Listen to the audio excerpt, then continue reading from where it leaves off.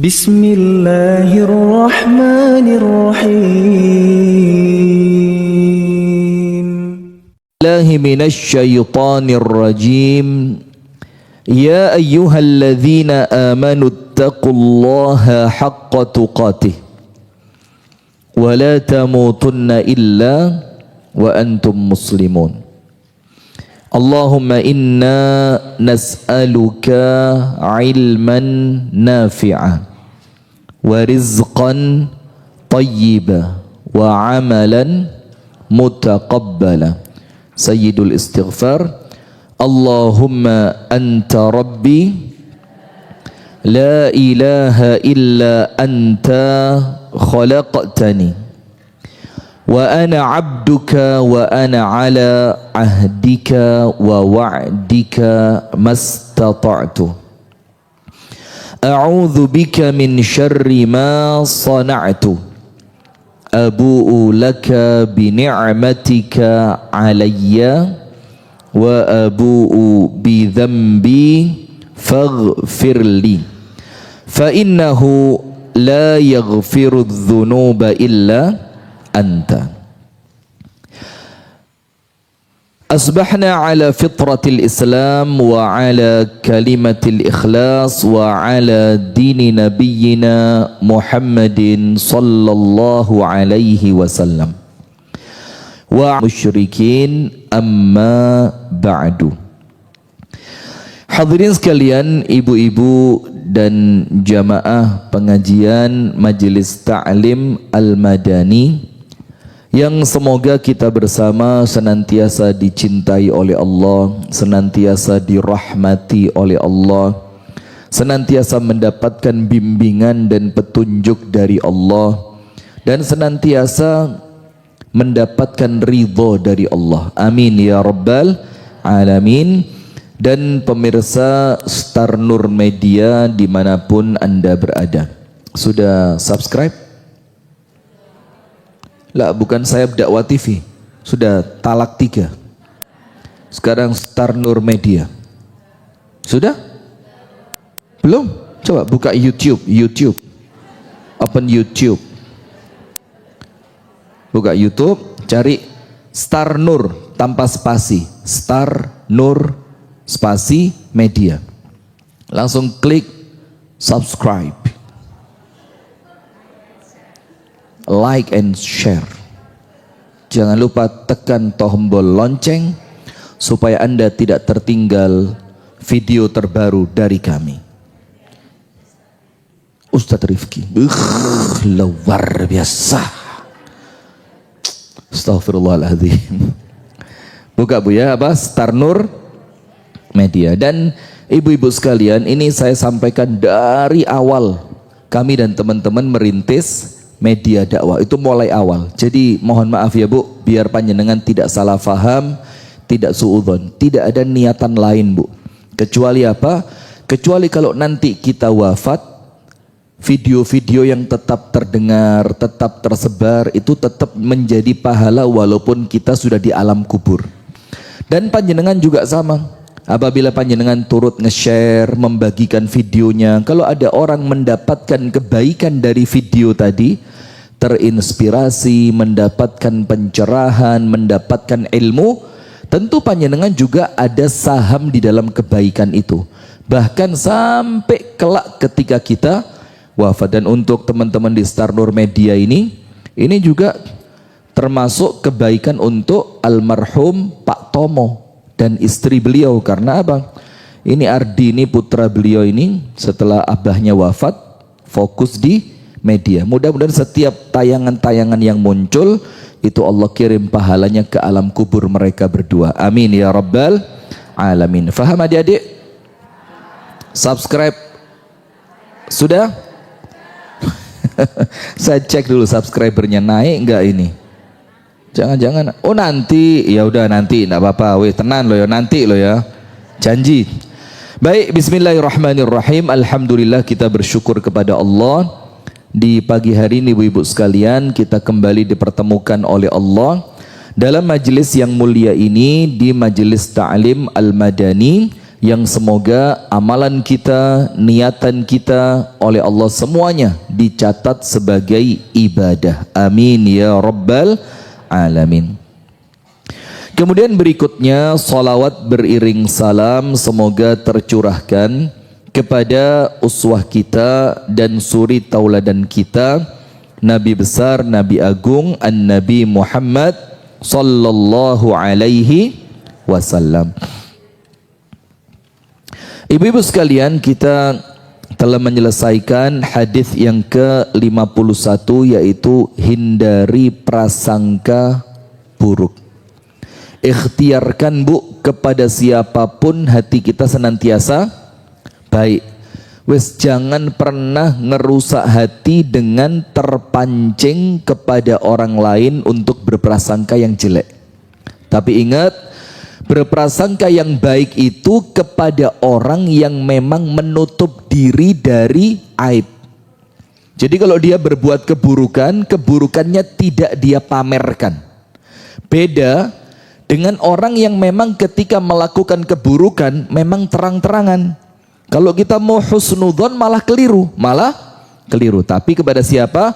Orang-orang yang disebutkan di dalam hadis mastur. Kenapa Bu? Mastur. Sudah kita jelaskan pertemuan sebelumnya. Mastur itu orang yang memang menutup dirinya dari aib. Dia tidak terang-terangan ketika berbuat dosa, dan memang yang tampak dari dia itu adalah kebaikan. Maka untuk orang semacam itu kita melakukan apa? Husnudzon. Supaya apa? Supaya hati kita bersih, gak ngerusui hati dengan dosa-dosa yang baru. Wes tidak perlulah gitu-gitu Bu ya. Ayo bismillah, hati ini kita bersihkan. Maka Rasulullah mengingatkan, iyyakum wadhanna, aku melarang kalian dari prasangka yang buruk. Fa inna dhanna, karena prasangka yang buruk itu akdzabul hadis, adalah sedusta-dustanya ucapan. Jadi jangan sampai berprasangka yang buruk. Sekarang di pagi hari ini yang baru yang kita bahas adalah mengenai barang siapa yang oleh Allah dijadikan pemimpin, dan pemimpin itu ya tentu dari awal maknanya pemimpin suatu negeri, suatu kelompok, suatu kaum, mulai nun sewu nggih, mulai paling kecil RT sampai kalau untuk pemahaman kita sampai kelasnya siapa? Presiden. Siapapun di antara mereka yang Allah jadikan pemimpin. Jadi mereka itu jadi pemimpin Bu atas kehendak siapa? Atas kehendak siapa? Allah. Panjenengan tulis dalam Al-Qur'an,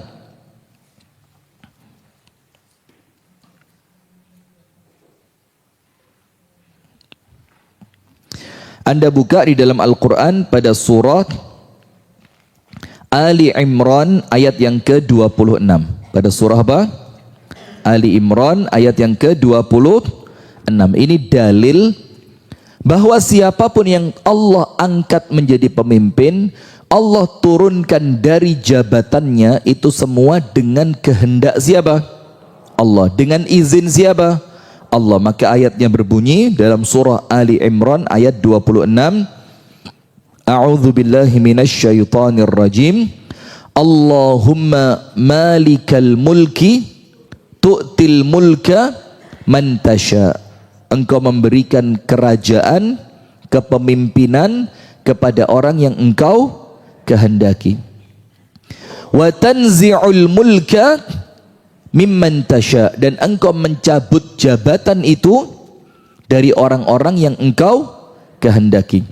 Wa tu'izzu man tasya, engkau memuliakan orang-orang yang engkau kehendaki. Wa tudhillu man tasya, dan engkau akan menghinakan orang-orang yang engkau kehendaki.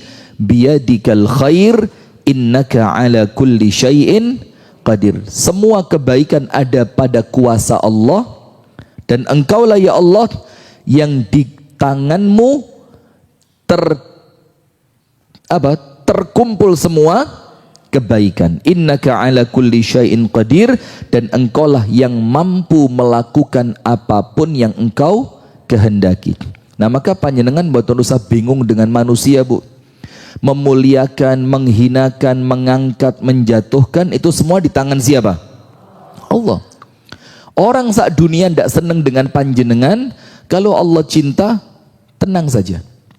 Dan sebaliknya, panjenengan mencari pengakuan dari semua manusia, selama Allah tidak berkehendak, tetap tidak akan terjadi apapun. Gila apa boten? Jadi sudah, bismillah, fokus mencari ridho dari Allah. Kesel bu, cari ridho manusia itu apa? Capek. Sekarang model begini yang disenangi, kita model begitu. Nanti kesenangannya berubah, kita berubah gaya lagi. Mau sampai kapan? Wes, hidup saja, jalani, ikuti apa yang Allah inginkan, insya Allah selamat dunia, selamat akhirat. Nah sudah, maka yang pertama, bahwasannya kekuasaan, jabatan itu semua atas izin dari Allah. Nah, siapapun yang oleh Allah diberikan jabatan tadi, kemudian jabatan itu dia jalankan tidak dengan amanah. Berarti apa? Antara khianat atau zalim atau semena-mena, maka Allah Ta'ala apabila dia wafat kelak, Allah mengharamkan orang tersebut masuk ke dalam surga. Sebaliknya berarti apa? Kalau ada pemimpin yang adil. Kalau tadi kan pemimpin apa? Zalim. Maka pemimpin yang adil itu nomor satu, yang apabila dia wafat kemudian bangkit dari kubur, Allah akan memberikan perlindungan kepadanya. Maka hadisnya mengatakan ada 7 kelompok manusia, sab'atun yudhilluhumullah fi dhillihi yauma la dhilla illa dhilluh. Ada 7 kelompok manusia, sab'atun yudhilluhumullahu fi dhillihi yauma la dhilla illa dhilluh. Maka panjenengan pikir bu, panjenengan harus dapat salah satu di antara 7 ini. Kalau tidak bisa 2, tidak bisa 3, 4, 5, 6 atau 7, minimal panjenengan dapat berapa? Salah satu, salah 2 boleh. Ya pokok sesuai kemampuan lah. Kalau tidak bisa 7-7-nya, minimal 6. Tidak bisa 6, 5, 4, 3, 2, paling apes panjenengan cari mana di antara 7 itu yang saya termasuk darinya. Karena 7 kelompok manusia ini, sab'atun, ada 7 kelompok manusia, yudhilluhumullahu yaumal qiyamati yauma la dhilla illa dhilluh, yang oleh Allah dipayungi. Masya Allah, panjenengan kepingin apa enggak? Dan kalau sama Allah dipayungi, kelak ketika bangkit dari kubur, itu rentetannya itu apa? Urutannya pasti semuanya baik.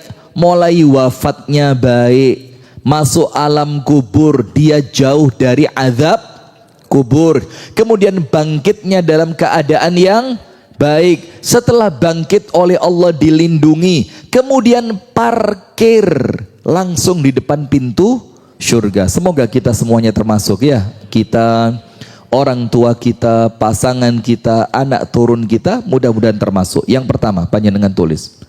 Nomor 1, yang oleh Allah Ta'ala dijamin dapat keselamatan di hari kiamat. Nomor 1 siapa? Nomor 1-nya langsung disebutkan oleh Allah Subhanahu wa Ta'ala, Al-Imam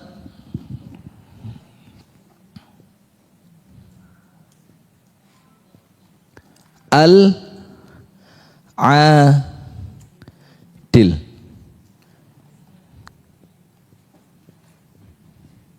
Pemimpin yang adil. Panjenengan dapat ini? Masya Allah.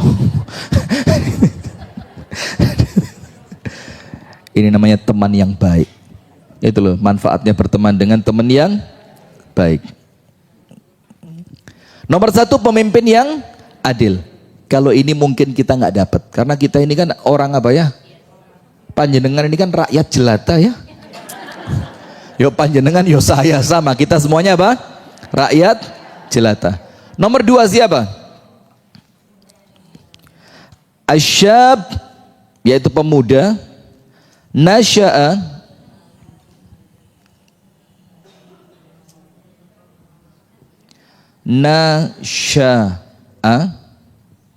fi ibadatillah.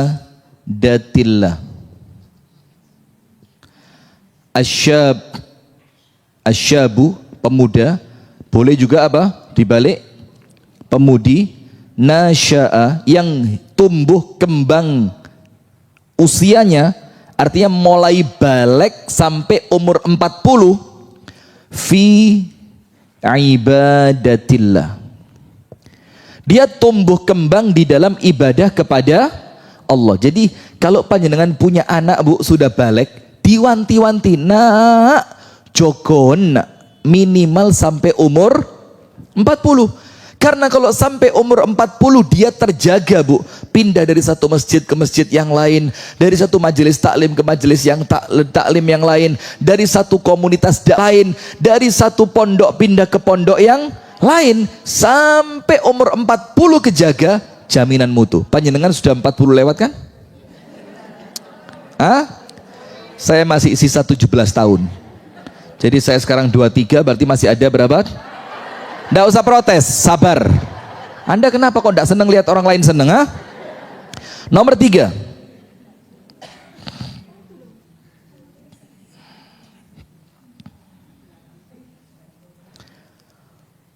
Ar-rajulani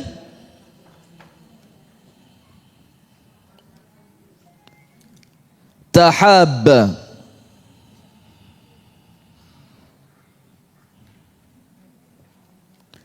fillahi.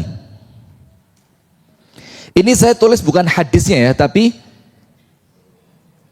siapa orangnya. Nomor 1, pemimpin yang adil. Nomor 2, anak muda atau pemudi yang tumbuh dalam ibadah kepada Allah. Nomor 3, 2 orang yang saling mencintai karena siapa? Karena Allah. Ketemunya karena Allah, pisahnya juga karena Allah. Ini untuk kita sudah lewat. Enggak, jangan kita. Untuk Anda sudah lewat. Ini Anda bukan pemimpin. Di sini bu, masih bisa. Maka poin yang ketiga ini kita masih punya peluang. Enggak, Anda bukan kita. Karena usia saya 23. 2 orang yang saling mencintai karena siapa? Allah. Ketemu karena Allah, pisahnya juga karena Allah. Yang keempat, berat, tapi mudah-mudahan bisa. Ar-rajulu alladhi da'athu imra'atun dhatu mansib wa jamal faqala inni akhafullah. Laki-laki, bisa juga perempuan, tidak masalah. Laki-laki yang diajak berzina, perempuannya model cantik luar biasa. Cantik itu kayak siapa? Kayak saya. La haula wala quwata illa billah. Ya enggak apa-apa. Kalau bukan kita yang memuji diri sendiri, siapa lagi? Yang diajak berzina oleh perempuan cantik dan dia punya jabatan yang mentereng, tapi laki-laki itu menolak. Kalau perempuan sama, perempuan diajak, na'udzubillah ya, memang bahasanya begitu. Kita ini bu, ngomong aja nggak kuat loh bu. Diajak berzina oleh laki-laki tampan, badannya six pack. Tahu six pack? Kotak 6 di wetenge. Ada kotak amal, kotak sodako, kotak zakat, kotak infak. Ini perutnya six pack, badannya kalau begini tuh, di sini keluar Popeye the Sailor Man. Tahu film Popeye? Kalau ada olive lewat bagaimana? Makan bayam, spinach langsung, teret, di ototnya keluar tanknya. Tapi kemudian dia melakukan apa, Bu? Dia menolak, dia tidak mau. 1, 2, 3, 4. Nomor 4, ada peluang untuk kita. Ada peluang. Sampai umur berapapun. Iya kan? Namanya godaan, mohon maaf Ibu ya. Namanya godaan lawan jenis itu tidak ringan. Yang kelima, siapa yang kelima yang akan Allah naungi kelak di hari kiamat? Rajulun, ar-rajulu alladhi tasaddaqa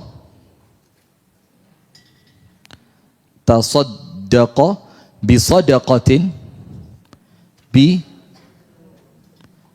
bisadaqatin fa akhfaha.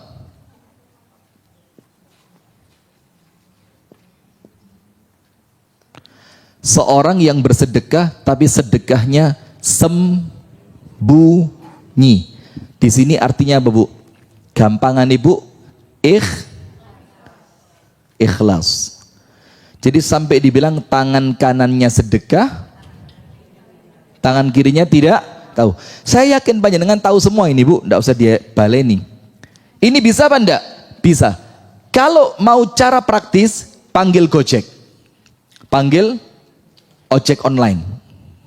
Panggil, Anda kasih bingkisan, kirim ke alamat rumah teman Anda. Itu Gojek tidak tahu Anda ini sedekah, atau itu pesanan, atau itu mereka beli Anda packingkan. Dia kan tidak tahu. Anda kirim ke rumah saudara panjenengan yang membutuhkan, kasih surat di luarnya atau di dalamnya. Dari temanmu si fulan, tidak usah pakai nama lah ya, dari temanmu untuk saudaraku, sebut namanya dia supaya dia tidak khawatir.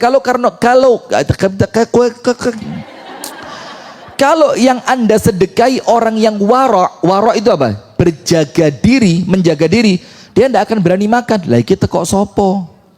Iya kalau punya saya, kalau bukan.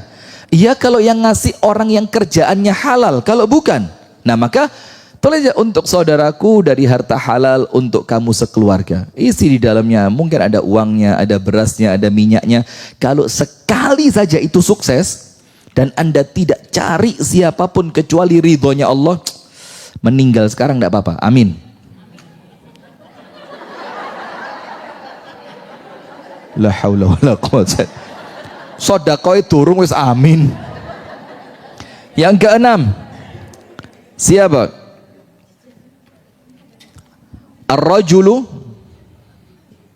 alladhi yadhkurullaha khalian fafadat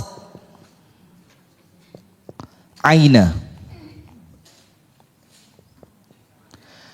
Orang yang zikir sendirian, tidak ada siapapun yang tahu, tidak seorang pun yang melihat, tidak ditemani siapapun. Tengah-tengahnya zikir, fafadat ainahu, langsung nangis, eling dosa, eling maksiat, eling pernah zalim kepada orang, takut kepada Allah, mengharapkan rahmat dari Allah. Pas zikir tiba-tiba mata apa? Menangis. Kemudian yang terakhir, yang ketujuh, ar-rajulu alladhi qalbuhu mu'allaqun bil masajid. Seorang laki-laki, boleh juga perempuan, yang hatinya gemandul. Ngerti gemandul? Yang hati itu terikat, tidak pernah lupa dari masjid. Tapi ingat, terikat dengan masjid itu bukan cuma datang untuk sholat, tapi yo mikir bagaimana masjidnya bisa makmur, bagaimana masjidnya bersih. Panjenengan tak cerita nih satu ya. Nah, maka dari yang 7 ini, panjenengan pikir, saya dapat yang mana kira-kira? Bukan saya Ustadz Rifki. Anda itu loh, Anda dari 7 ini punya yang mana? Pemimpin yang adil, pemuda yang hidupnya penuh dengan ibadah, 2 orang yang saling mencintai karena Allah, perempuan atau laki-laki yang diajak berzina oleh seseorang yang tampan, jelita, punya jabatan tinggi, tapi Anda menolak, Anda mengucapkan saya takut kepada Allah. Kemudian seseorang yang bersedekah dengan ikhlas sampai tidak tahu tangan kirinya apa yang tangan kanannya sedekahkan. Kemudian seorang laki-laki atau perempuan yang zikir sendirian sampai air matanya menetes. Kemudian yang ketujuh, seorang manusia yang hatinya terikat dengan masjid. Dari ini Bu, kita yang tidak dapat cuma satu ini toh insya Allah. Apa? Pemimpin yang adil. Lainnya dapat. Maka panjenengan pikir Bu, minimal salah satu dari yang 7 ini saya harus punya. Panjenengan yang mana? Yang keempat, diajak berzina, lawang lanang gawanteng sawoke terkenal. Panjenengan bilang, "Emo Mas, saya takut kepada Allah." Yang ngajak panjenengan yo sopo? Astagfirullahaladzim. Nah, yang paling bisa kita lakukan, nomor 5, sedekah ikhlas, gak ono sing roh, bisa insya Allah.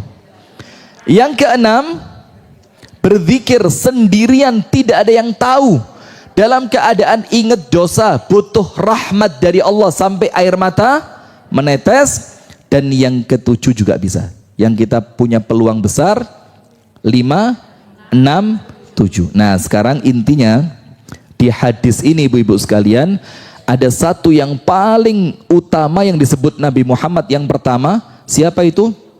Seorang laki-laki atau al-imam al-adil, pemimpin yang adil.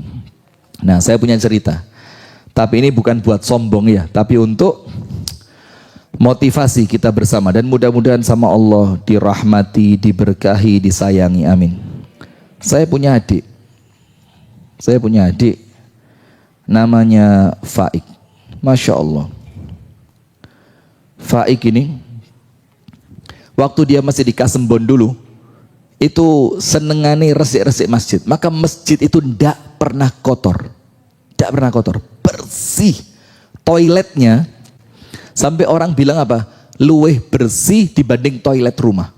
Bersih, wangi, harum, sabunnya tertata, ada shampoo, ada sabun, ada tempat sampah di sana, airnya bersih, masya Allah. Sudah, suatu hari di hari Jumat, ada jamaah pengajian saya dari Kediri mau ke Malang.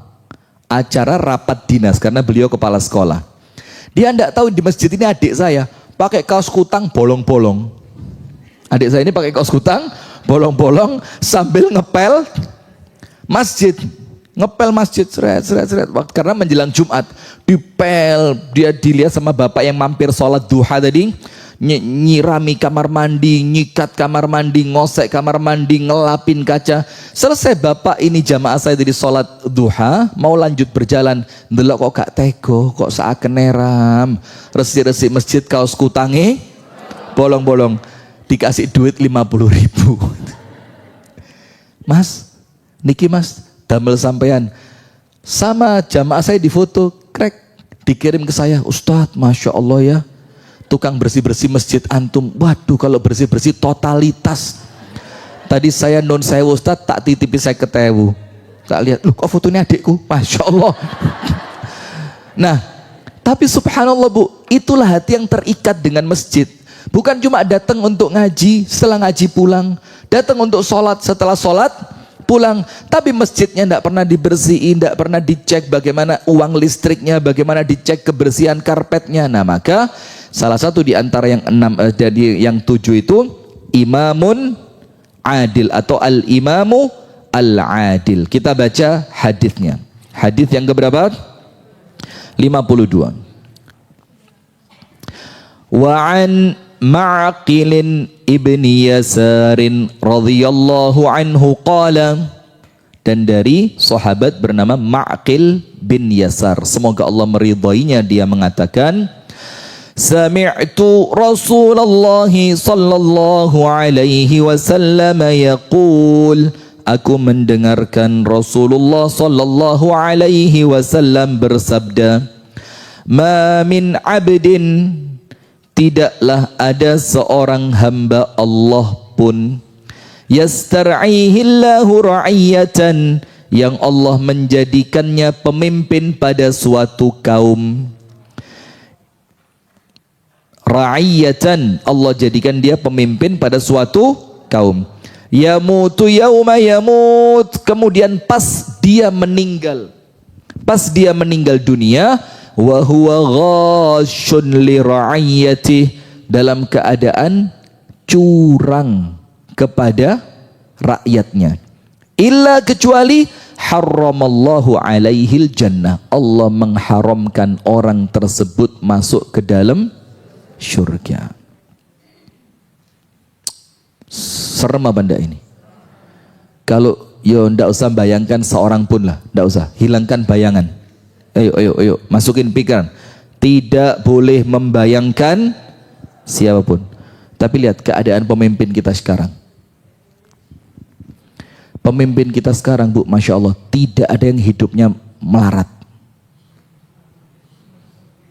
Semuanya apa? Mentereng. Baju-baju dinas yang mereka pakai, Anda tahu harganya? Saya pengajian sekali tidak kebeli itu. Mewah. Pengawalan. Kalau mereka keluar kota, biaya dinas, biaya rumah tangga, bayarannya, Masya Allah.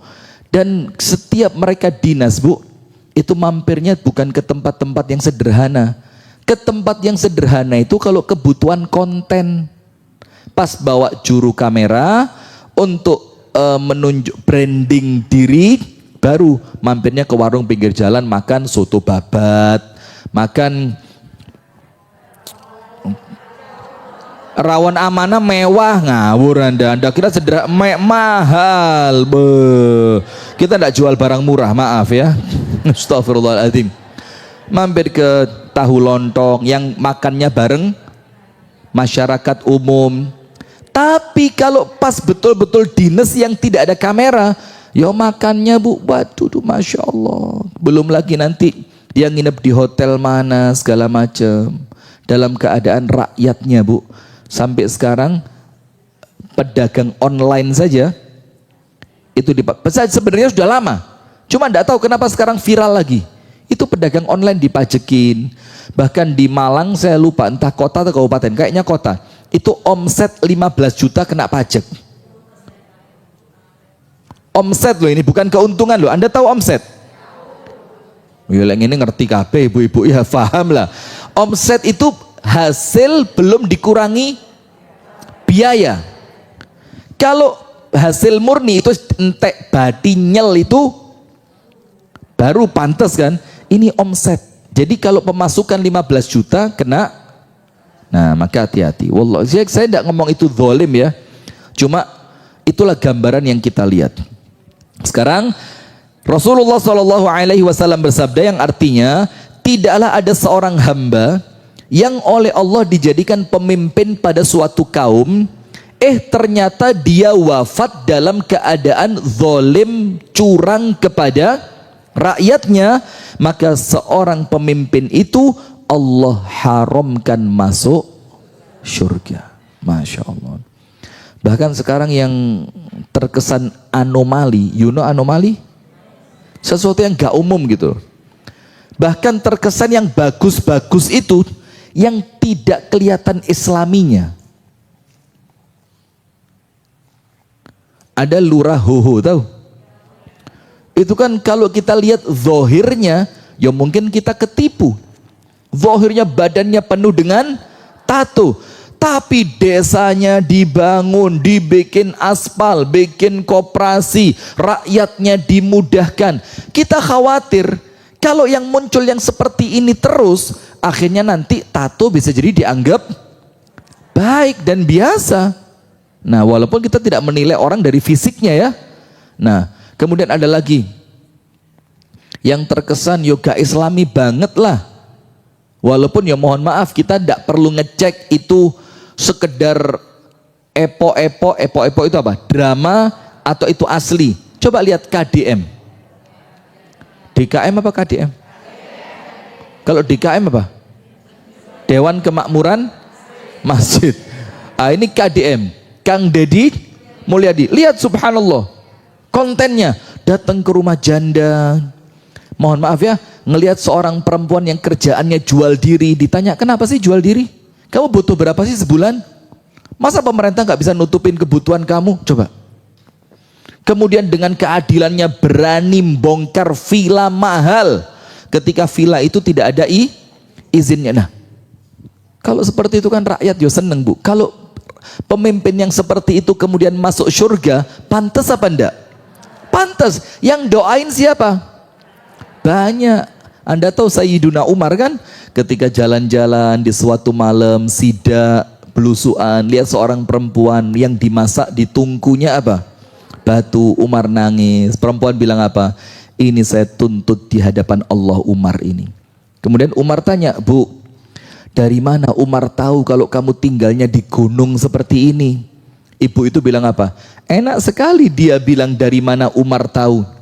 Kenapa dia berani jadi pemimpin kami kemudian dia lalai dari tempat dan keadaan kami? Nangis Umar. Gendong apa? Makanan. Masa orang Arab beras? Ya boleh lah ya, ya biar gampang aja lah. Dia gendong makanan, tepung, minyak, kurma, segala macam, beras Bramo. Diberikan. Terus Umar bilang apa? Bu, besok kamu datang ya ke kantornya Umar, kita kasih biaya bulanan buat kamu. Pas ibunya datang, ibunya kaget. Ternyata Umar yang dia temui, yang tadi malam ngecek dia. Subhanallah. Coba kalau seperti itu, doain enggak rakyatnya? Doain kalau dia masuk surga. Pantes. Subhanallah, sampai zaman dulu kalau kita mau lihat cerita-cerita Indonesia juga ya, yo tidak kurang yang seperti itu. Enggak kurang. Kiai Haji Ahmad Dahlan itu ketika sekretaris sekolahannya lapor, Pak Yai, ini guru sudah 3 bulan enggak dibayar Pak Yai. Itu tidak nyalahkan umat Islam, langsung dikeluarin barang-barangnya di rumah. Sepeda pancal dijual, kain mahal dijual, kemudian beliau punya mesin ketik segala macam dijuali. Untuk apa kata beliau? Kalau guruku tidak bisa dapat bayaran, yang paling salah yo aku. Dijuali semuanya. Kemudian Pak Yai Ahmad Dahlan itu datang ke mana? Datang ke suatu percetakan atau koran lah kalau zaman sekarang ya. Mengiklankan semua barangnya. Dikira sama yang punya koran, Kiai Haji Ahmad Dahlan mau pindah. Ternyata apa? Pak Yai mau pindah kemana? Enggak pindah. Loh kenapa barangnya dijualin? Lah ya apa? Guru saya sudah 3 bulan tidak bayaran. Hanya sama korannya diiklankan, dibeli sama teman-temannya, barangnya dikembalikan, uangnya dikasihin. Masya Allah. Jadi orang itu begitu. Kalau jadi pemimpin kudu wani soro, bukan malah kepingin dimuliakan nomor 1. Faham ya Farid?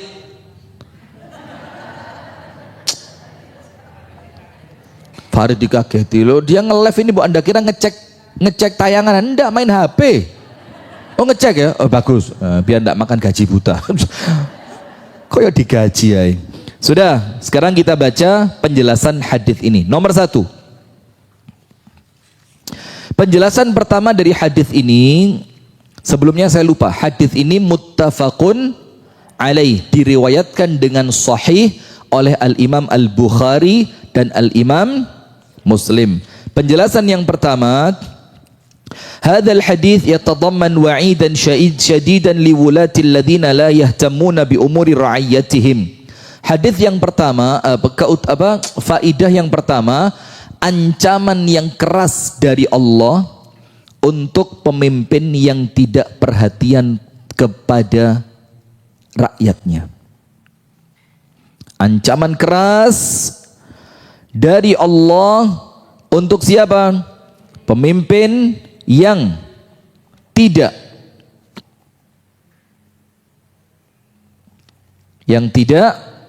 perhatian pada urusan rakyatnya.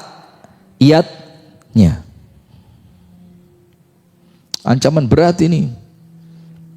Kalau ada pemimpin yang kemudian dia acuh itu apa? Gak ngereken keadaan rakyatnya. Diancam sama Allah. Apa ancamannya? Tidak bisa masuk surga. Maka jadi pemimpin itu tidak gampang-gampang. Maka kisahnya Umar, yang kemudian Umar itu mengatakan kalau ada 1 ekor unta yang terperosok di pelosok jalan negeri Yaman, padahal Umar di mana? Madinah. Dan Madinah ke Yaman zaman itu tidak ada telepon, tidak ada foto, tidak ada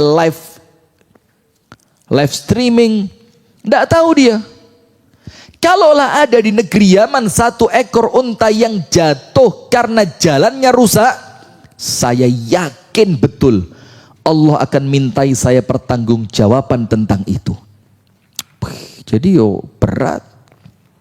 Kalau ada orang di pelosok negeri yang tidak makan, sampai kelaparan, yang paling tanggung jawab siapa?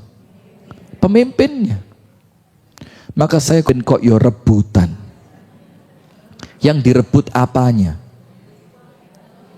Sultan, baru hadis yang kemarin loh. Tidak boleh apa?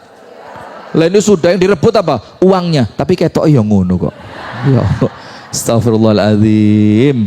Nampaknya memang seperti itu.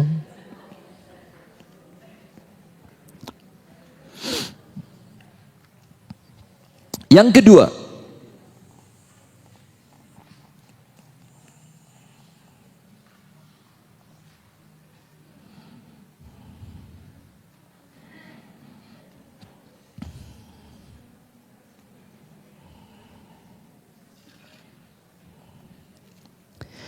secara khusus Allah memberikan ancaman ini, al-wa'idul akid wal adzabus syadid munsabbun ala haula'ir ru'atil ghashin. Ancaman ini secara spesifik Allah berikan kepada pemimpin yang mencurangi rakyatnya. Kalau yang pertama tadi tidak memberikan perhatian kepada rakyatnya, acuh, nureken, gak ngereken. Yang kedua, secara spesifik ancaman ini Allah berikan kepada siapa? Kepada pemimpin yang curang. Curang itu apa? Mengambil sesuatu dari rakyatnya digunakan untuk kepentingan pribadi. Bisa dibilang ini termasuk makna, tulis dalam tanda kurung, khianat.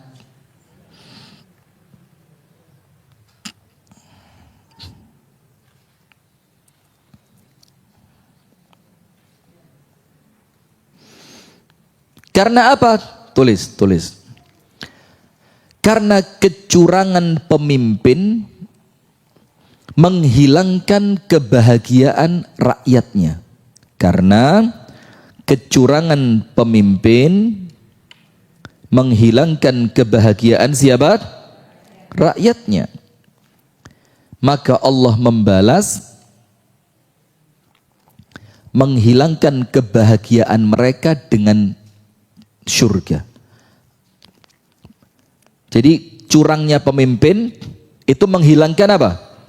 Bahagianya rakyat. Maka Allah balas dengan balasan yang sama. Allah menghilangkan kebahagiaan mereka dengan mengharamkan mereka masuk surga. Serem ya? Ya Allah. Maka kalau pemilu Bu, hati-hati betul. Cari yang sekiranya memang secara pandangan panjenengan secara zahir atau juga dapat pendapat dari orang-orang yang mengerti, yang kita pilih itu betul-betul amanah. Dan saya tidak pernah kecewa ketika presiden pilihan saya tidak pernah menang, tidak pernah kecewa, karena tujuan kita bukan menangnya, tujuan kita tetap berada di garis yang benar. Anda kemarin menang kan pilihan panjenengan? Allah menang. Konangan nyoblos apa? Mesti nyoblos Ganjar ya.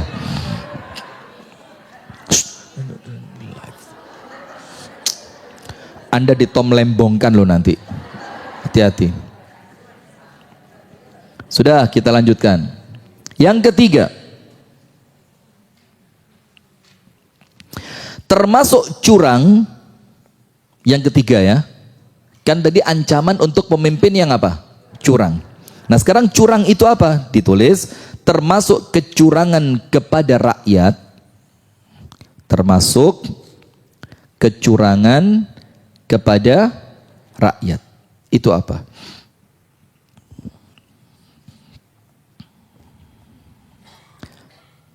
bi akhdhi amwalihim bid-dharaib wal mukus, mengambil harta mereka dengan zalim, dengan dalih, pajak atau pungutan. Kok pas Farid, kok pas antum live materi ini Rit? Ya Allah, mudah-mudahan Allah selamatkan dunia akhirat, amin. Astaghfirullahaladzim. Mana ketua majelis taklim ini? Ya Pak, tanggung jawab ya. Nanti kalau ada apa-apa saya bilang, ini materinya majelis taklim, saya tidak ikut-ikut Pak. Ketuanya siapa? Astaghfirullahaladzim. Lanjut. Yaitu dengan mengambil harta mereka dengan cara zalim, dengan dalih apa? Pajak atau pungutan. Maka dalam Islam al-maksu haram. Dalam Islam pajak itu haram. Tapi ingat, jangan mengartikannya sembarangan. Apa pajak yang haram dalam Islam? Ini saya ambil dari penjelasannya Ustadz Firanda. Ustadz Firanda menjelaskan pajak yang tidak digunakan untuk kemaslahatan masyarakat. Itu yang dibilang pajak itu haram. Karena apa? Kalau dalam Islam uang itu didapatkan dari mana? Ya dari zakat. Kemudian harta yang dikelola oleh pemerintah, tanah-tanah yang tidak digarap oleh rakyat yang kemudian digarap oleh pemerintah, kemudian hasilnya bagi hasil, tidak ada lagi pajak. Tapi dalam penjelasan Ustadz Firanda, haramnya itu ketika uang yang ditarik dari rakyat sebagai pajak itu digunakan hanya untuk pribadinya penguasa, sehingga bahasanya itu pungutan liar,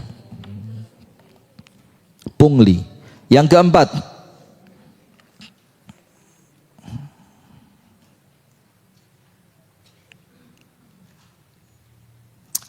yang ketiga dulu.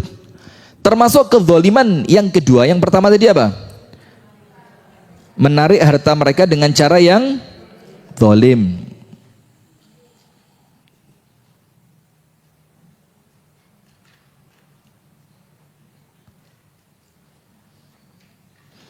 Yang kedua, termasuk kecurangan pemerintah, itu apa?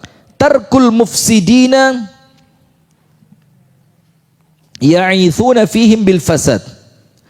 Meninggalkan pelaku kriminal tanpa hukuman. Sabar. Aduh. Ya Allah, selamat ya Allah. Meninggalkan pelaku kejahatan tanpa hukuman. Karena apa? Karena pelakunya orang besar. Contoh, enggak mau. Panjenengan tak kasih mic, ayo kasih ono contoh. Tolong kamera. Nah, meninggalkan pelaku kejahatan tanpa hukuman. Karena apa? Karena mereka termasuk orang besar. Dan apabila pelakunya orang kecil, maka ditegakkan hukuman. Itu termasuk kecurangan pemerintah. Kenapa? Nomor? Enggak, maksudnya apa?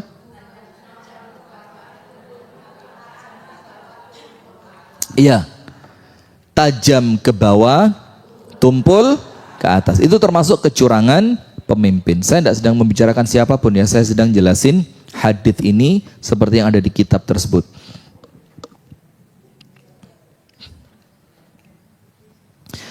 Yang keempat sekarang, nomor satu, ancaman yang keras Allah berikan kepada pemimpin yang tidak perhatian kepada rakyatnya. Yang kedua, secara khusus ancaman ini untuk mereka yang curang. Poin ketiga, beberapa bentuk kecurangan. Nomor satu, mengambil harta dengan cara yang zalim. Contoh yang kedua dari kecurangan itu adalah apabila ada orang besar yang melakukan kejahatan dibiarkan, akan tetapi ketika yang melakukannya orang kecil dijatuhi hukuman. Ya Allah, meteni. Yang keempat sekarang, apa yang kita ambil dari hadis ini? Al-ahadits katsirah tadullu ala anna al-ghish min al-wulati min al-kabair. Banyaknya hadis, tulis ya ibu-ibu yang dirahmati oleh Allah. Tulis. Yang keempat, banyaknya hadis yang berbicara tentang ini. Banyaknya hadis yang berbicara tentang ini. Maksudnya ini apa? Kezaliman pemimpin, kecurangan pemimpin terhadap rakyatnya. Yadullu ala annal ghish minal wulati minal kabair. Ini menunjukkan bahwasannya kezaliman pemimpin, kecurangan pemimpin, ini menunjukkan bahwa kezaliman pemimpin atau kecurangan pemimpin minal kabair, termasuk dosa besar. Faham adik-adik? Termasuk dosa kecil atau dosa besar? Karena dosa itu kan dilihat efeknya kepada orang lain. Kalau efeknya kepada orang lain kecil, tentu dosanya juga menyesuaikan. Tapi kalau efeknya kepada orang lain semakin besar, yang terkena kemudorotannya banyak orang, maka dosanya semakin besar. Dan pemimpin itu ketika mengeluarkan kebijakan, efeknya untuk siapa? Nah, untuk semua rakyat. Maka Pak Prabowo ini Masya Allah, dia punya program yang pro rakyat, aman. MBG, makan bergizi gratis, itu langsung nyasar ke masyarakat, walaupun Kasemban belum dapat. Malang dapat udah. Lah terus kapan? Wes mes tahun loh ini. Malang dapat. Serius belum? Atau mohon maaf, ada yang sudah enggak? Ada yang dengar berita sekolahannya sudah dapat belum?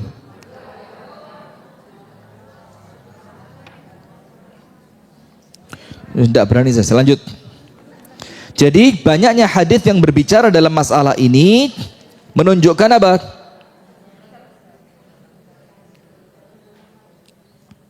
Menunjukkan perbuatan zalim pemimpin terhadap rakyatnya termasuk dalam dosa besar. Yang kelima,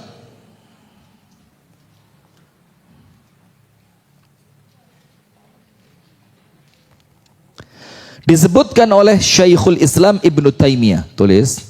Disebutkan oleh siapa? Syekhul Islam Ibnu Taimiyah di dalam kitabnya As-Siyasah Asy-Syar'iyyah.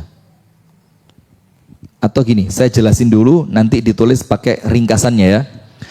Syekhul Islam Ibnu Taimiyah dalam kitab As-Siyasah Asy-Syar'iyyah, wa qad dallatis sunnah ala anna al-wilayata amanatun yajibu ada'uha. Bahwasannya wilayah itu kepemimpinan itu merupakan amanah yang wajib ditunaikan. Jadi ini bukan sekedar jabatan, seneng-senengan, pamer-pameran, menang-menangan, kemudian gagah-gagahan, tapi ini merupakan apa? Amanah. Maka ada hadisnya, dari hadisnya astagfirullah, salah seorang sahabat Nabi yang minta jabatan. Ya, astagfirullah. Abu Dzar, siapa? Tulis. Nggak usah. Saya jelasin dulu ya. Dari hadisnya siapa? Abu Dzar. Suatu hari begini Bu, Abu Dzar Al-Ghifari itu ngelihat sahabat yang lain dapat jabatan oleh jatah dalam tanda kutip. Jadi Baitul Mal, jadi ketuanya Baitul Mal. Yang satu jadi utusan kepada pemerintah negeri seberang, yang satu menjadi pengawas pasukan, yang satu jadi ini, yang satu jadi itu, delegasi ini, macam-macam. Lalu Abu Dzar Al-Ghifari radhiyallahu anhu datang kepada Nabi Muhammad. Ya Rasulullah, ama tasta'amiluni? Kenapa kok saya tidak dipakai? Lihat. Ini semangat yang mendorong Abu Dzar untuk datang. Bukan semangat kepingin harta dari jabatan itu. Karena pemimpin di zaman itu bayarannya kecil. Sampai Umar itu dapat hadiah baju dari putranya. Karena duitnya tidak cukup buat beli baju. Tahu ceritanya? Jadi Umar bin Khattab dalam sejarahnya bagi-bagi kain dari Baitul Mal kepada seluruh kaum muslimin. Semua orang dapat satu potong kain. Terus ketika Umar suatu hari ceramah, setelah semuanya dapat kainnya masing-masing, Umar juga dapat satu sama seperti yang lain. Ketika Umar ceramah, kelihatan Umar pakai 2 potong kain. Rakyatnya berani, Bu, karena benar. Bukan berani karena kurang ajar. Dia tanya, Umar, la nasma'u ila kalamika qabla an tubayyina lana qissatu hadhani al-qamisani. Umar, kami rakyat ini gak gelem ngerungokno omonganmu, gak mau. Kamu mau ceramah kami gak dengerin. Sebelum kamu jelaskan kenapa kamu pakai 2 kain sementara kami dapat jatah cuma 1. Panjenengan berani begitu? Ada wali kota Malang datang terus panjenengan bilang, Pak Wali, saya tidak mau dengar. Sebelum panjenengan jelaskan mobil ini bayarannya siapa, panjenengan pakai kemana, karena ini uang pajak kami buat panjenengan naik mobil ini. Berani? Saya aja tidak berani, apalagi panjenengan. Langsung diangkut panjenengan masuk hotel bintang 9, bintang 7 ya, ngeluhan. Sudah. Maka kata Umar, oke, pertanyaan bagus, kalian kritis, maka jangan saya yang menjelaskan, tanyakan sama anak saya yang namanya Abdullah itu. Tanya, Abdullah, gimana ceritanya bapakmu kok dapat kain 2, kami kok cuma dapat 1? Apa kata Abdullah? Itu kain saya berikan untuk bapak saya. Karena bapak saya kalau kainnya 1 tidak cukup. Terus kata yang protes tadi apa? Sekarang lanjutkan. Kalau kita, loh mau enak emas sekarang lanjutkan. Tidak minta maaf, tidak opo, moro-moro. Nah tapi ya itu di zaman mereka. Seperti perempuan tua yang ngeritik Umar, tidak pakai takut. Ketika kritikannya benar, ketika itu Umar membatasi biaya mahar untuk pernikahan. Tidak boleh lebih dari sekian. Perempuan tua itu mendekat ke atas podium, kemudian ngomong, Umar, kok kamu membatasi sesuatu yang Allah tidak membatasinya? Apa kata Umar? Allah Ta'ala berfirman dalam Al-Quran, qintaran. Qintar itu emas dalam jumlah yang besar. Itu boleh jadi mahar. Kok kamu batasin sekarang? Apa kata Umar? Oke, perempuan tua ini benar, Umar salah. Berani, Bu. Panjenengan berani begitu?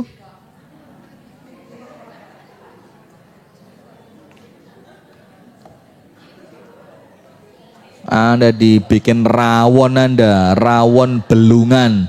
Belungan sinten, ibu-ibu pengajian. Nah maka Abu Dzar itu, Bu, datang sama Rasulullah. Abu Dzar bilang apa? Ya Rasulullah, ama tasta'miluni? Kanjeng Nabi, kok kula mboten didamel? Kok saya nggak dipakai untuk kegiatan Anda? Karena Abu Dzar meyakini apabila Allah mencintai seorang hamba, Allah menggunakan dia untuk agama Allah. Itu kalau Allah senang, Bu, sama Allah orang tersebut dipakai. Abu Dzar mikir, loh apa Allah tidak senang sama saya? Kok saya tidak dipakai dalam urusan negara Islam ini? Maka memberanikan diri datang kepada Nabi Muhammad. Ya Rasulullah, ama tasta'miluni? Ya Rasul, kok saya tidak dipakai? Fulan jadi ini, fulan jadi itu, fulan jadi ini, fulan diutus ke situ, fulan dapat ini, fulan dapat itu. Kok saya tidak? Rasul bilang apa? Ya Aba Dzarrin, innaka dha'if, wa innaha amanah, wa innaha yaumal qiyamati khizyun wa nadamah. Abu Dzar, kamu lemah, kamu tidak kuat dengan jabatan ini. Karena apa? Innaha amanah, yang kamu minta itu amanah. Wa innaha yaumal qiyamati khizyun wa nadamah. Nanti di hari kiamat jabatan itu akan menjadi hina dan penyesalan. Maka Rasulullah menyelamatkan Abu Dzar, sampean ojo, sampean tak eman-eman. Maka kalau ada yang nyalon gak dadi-dadi, ya boleh jadi memang modalnya kurang. Jujur aja wis. Boleh jadi memang Allah ingin menyelamatkan orang tersebut. Maka yang kelima tulis, Ibnu Taimiyah mengatakan jabatan adalah amanah.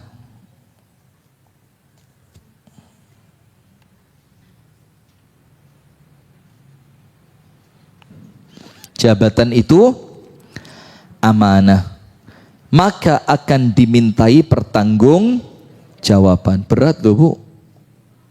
Pak Wali Bu, Pak Wali nggih. Apabila karena acuh, ingat kata-kata saya, apabila karena acuh, terus membiarkan terjadinya prostitusi di daerah kepemimpinannya, maka dia termasuk yang mendapat dosanya. Tapi dengan syarat apa? Acuh itu apa? Membiarkan, boten ngereken. Tapi kalau sudah bikin aturan, aturannya dikontrol, ditempatkan orang-orang yang berkompeten untuk menjalankannya, lah kok tetap ada, ya tentu itu kita serahkan kepada Allah Subhanahu wa ta'ala. Termasuk kalau ada anak yang tidak bisa sekolah, tapi tidak ada bantuan. Maka zaman dulu Bu, beasiswa itu kan untuk yang pinter-pinter tok kan. Sementara roto-roto sing pinter iku anake wong soge. Zaman saya sekolah loh ya. Saya termasuk yang pinter zaman itu. Masya Allah. Sementara non sewu nggih, yang kurang mampu dalam keadaan butuh bantuan tidak dapat, karena zaman itu bantuan itu prestasi. Lek gak pinter gak entuk. Maka dari kelas 1 sampai kelas 3 dipantau. Dari kelas 4 sampai kelas 6 dipantau. Kalau SMA dipantau nilai rapot, namanya beasiswa P3K kalau nggak salah. Beasiswa apa? Apa waktu itu namanya yang PMDK? Astagfirullahaladzim. PMDK, nggih. Ya, PMDK. Ya maklum lah Bu, ya kan sudah lama lah ya. Oh saya masih 23 ya, baru kemarin ya. Sudah. Maka oleh Ibnu Taimiyah disebutkan satu hadis. Hadisnya begini. Rasulullah Shallallahu Alaihi Wasallam bersabda dalam hadis riwayat Imam Bukhari, "Idza dhuyyi'atil amanah fantadhiris sa'ah."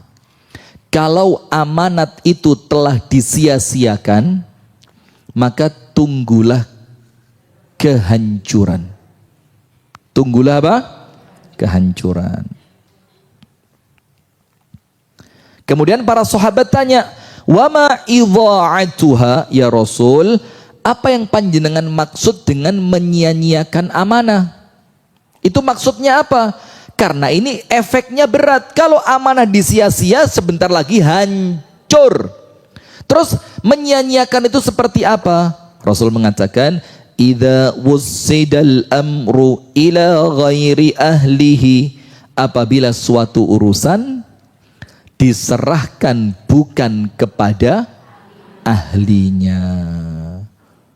Nah, seperti sekarang kalau pemimpin umurnya belum cukup, Saya jangan dipancing loh ya. Aduh, astagfirullah Bu. Saya masih kepingin ceramah panjang loh Bu. Jangan sampai ada apa-apa loh. Misalkan yang pantas itu umurnya 40.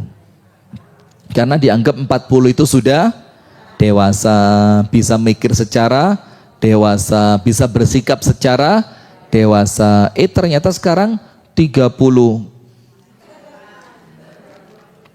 Cek Kak Podos ya. 33 sudah boleh. Yang penting sudah pernah menjabat sebagai wali murid lah, wali kutub lah, wali amanah lah, wali nikah lah. Akhirnya dipakai. Nah ini hati-hati. Ketika suatu amanah itu, urusan itu diberikan kepada orang yang bukan ahlinya, maka tunggulah apa? Kehancurannya. Hati-hati loh. Berarti nampaknya kita ini menjelang. Maka dukung saya, Presiden 2029. Urunan piro? Dikira ndak ada modalnya apa? Ya. Sip. Yang terakhir, yang keenam. Maaf, yang keenam bukan terakhir, yang ketujuh yang terakhir. Yang keenam, nomor satu tadi apa? Ancaman apabila pemimpin itu tidak menghiraukan rakyatnya. Yang kedua, ancaman itu secara khusus apabila pemimpin tersebut curang.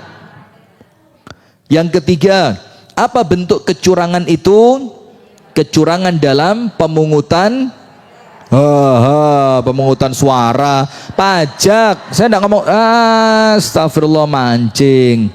Pemungutan pajak dengan dalih pajak atau pungutan tapi uangnya dipakai sendiri. Kemudian yang kedua, contohnya apa? Apabila pelaku kejahatannya orang-orang kaya yang dekat dengan kekuasaan. Saya tidak bohong loh ini, kalau tidak percaya bacaan sendiri nyoh, lai iso basa Arab. Nyoh. Apabila keputusan itu apabila kejahatan itu dilakukan oleh orang-orang kuat, maka dibiarkan. Tapi kalau pelakunya orang lemah, dihukum. Itu contohnya. Yang kelima, apa tadi?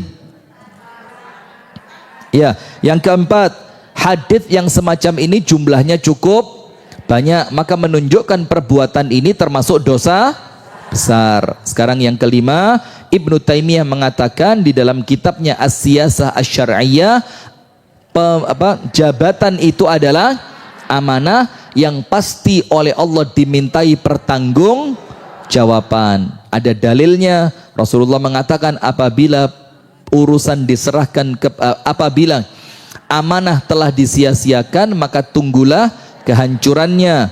Ya Rasul, bagaimana mensia-siakan amanah itu? Dengan memberikannya kepada orang yang bukan ahlinya. Maka tunggulah.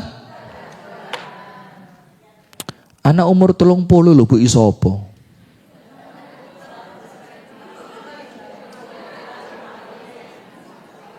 Hah?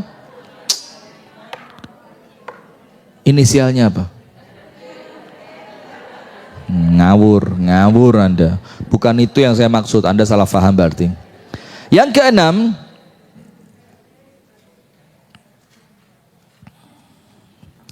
Ibnu Taimiyah melanjutkan ucapannya, para pemimpin adalah perwakilan Allah untuk ngopeni rakyat.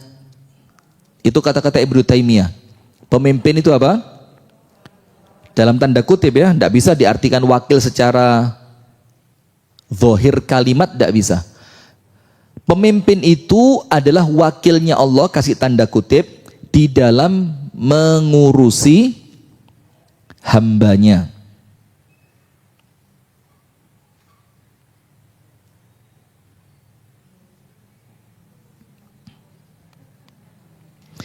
Dan arti kata pemimpin di dalam syariat adalah memperbaiki agamanya seorang hamba. Jadi tujuan mereka itu ada karena mereka itu perwakilan dalam tanda kutip Allah untuk hambanya, maka meluruskan apanya? Meluruskan agamanya, menegakkan amar ma'ruf nahi munkar. Kenapa? Apa Bu? Memperbaiki agamanya. Sekarang saya ulang ya. Ibnu Taimiyah mengatakan, maka pemimpin itu adalah perwakilan Allah untuk hamba-hambanya, untuk mengurusi hambanya. Dan mengurusi itu adalah meluruskan agamanya. Meluruskan apanya? Agamanya.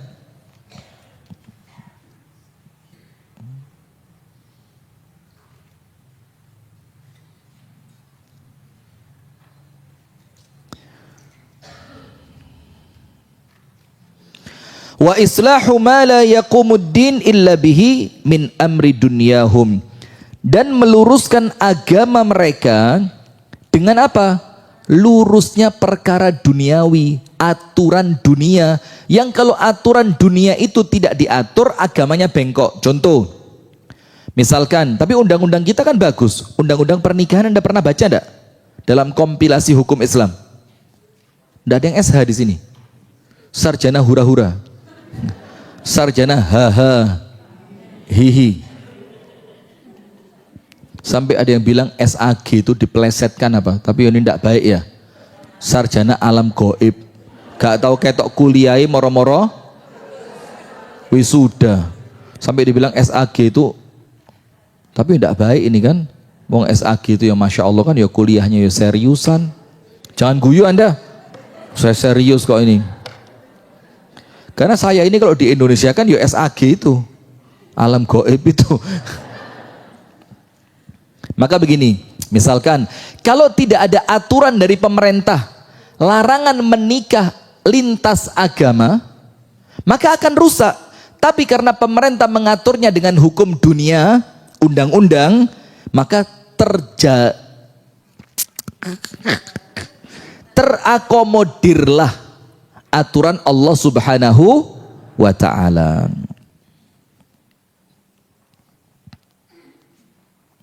Contoh di sini, aturan dunia itu dibagi dua. Dalam pemerintahan, nomor satu, secara maliyah, harta. Secara apa? Harta. Maka ada aturan, pencuri dipenjara di tempat kita, ada hak kepemilikan yang diakui oleh undang-undang yang tidak boleh diambil secara semena-mena. Faham enggak? Nomor satu secara apa? Harta.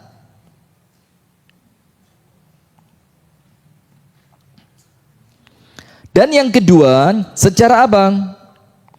Kehormatan atau semisal nyawa dan yang lainnya. Maka oleh undang-undang diatur, tujuannya apa? Supaya tujuan syariat itu tercapai, tidak ada orang membunuh sakarepe dewi. Nah, itulah fungsinya ada pemerintahan, Bu. Bukan pemerintahan itu untuk melanggengkan dinastinya.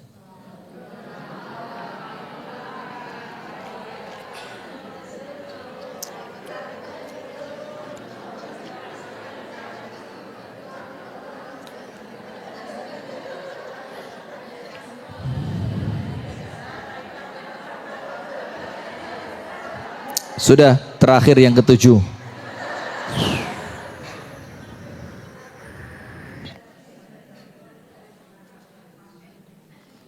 Saya tulis ya. Begini, cek jelas. Supaya tidak jadi fitnah ini.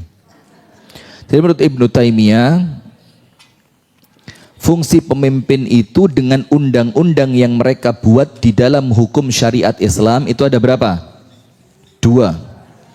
Supaya aturan yang mereka buat itu melindungi manusia dari keburukan. Nomor satu dari segi harta. Nomor dua tadi salah, mohon maaf. Nomor satu min haitsu al-mal, min haitsul mal. Min haitsu al-mal. Contohnya apa? Orang berhak punya duit. Duitnya tidak boleh diambil kecuali dengan cara yang benar. Kalau sekarang mungkin ya dengan cara zakat, sedekah, kepemilikan umum. Yang kedua, nomor satu ini harta, penjagaan, tulis penjagaan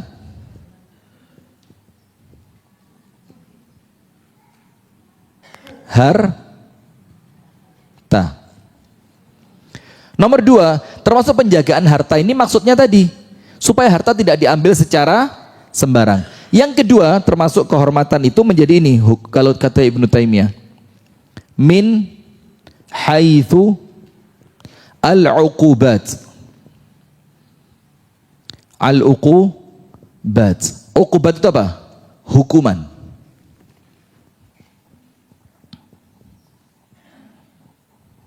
Secara apa, Bu? Nomor satu menjaga harta, kepemilikan. Nomor dua, hukuman. Maksudnya apa? Menghukum orang yang semena-mena, menghukum orang yang membunuh, menghukum orang yang melakukan kejahatan. Inilah fungsinya pemerintahan itu. Harta masyarakat terjaga dan kehormatan masyarakat terjaga dengan ditakuti dengan apa? Lek lapo-lapo ada hukumannya. Nah, itulah yang kemudian dikatakan di sini, itulah pemimpin itu dibutuhkan untuk semua tadi. Pemimpin itu dibutuhkan untuk menjaga hartanya masyarakat agar tidak diambil dengan cara yang zalim. Yang kedua, pemimpin itu ada untuk yang berhak memberi hukuman. Maka tidak boleh menghukum kalau bukan pemerintah, tidak boleh. Misalkan ada orang berzina, terus tiba-tiba kita rajam. Loh, Anda ini siapa? Tidak boleh. Kecuali yang berhak menjalankan itu siapa? Pemimpin. Terakhir, yang ketujuh tulis. Kenapa kok tidak boleh menghukum kecuali pemerintah? Biar tertib. Biar apa? Tertib, agar tidak terjadi main hakim sendiri. Faham adik-adik? Barakallahu fiik. Yang terakhir, faidah hadis ini yang ketujuh. Hadis yang ke-52, faidah yang ke-7.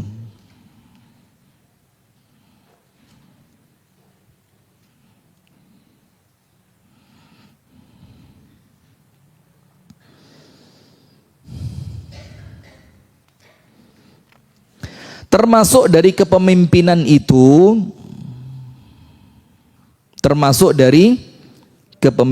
itu, dengan makna yang luas, artinya bukan makna yang sempit pemimpin suatu negara ya, dengan makna yang luas, yaitu apa? An-nadharatu fil waqf, yaitu nazir dalam wakaf. Ngerti enggak? Orang kalau wakaf, ada wakif, ada nazir. Biar panjenengan ngerti. Wakaf itu dua. Ada wakif. Wakif itu apa? Yang mewakafkan.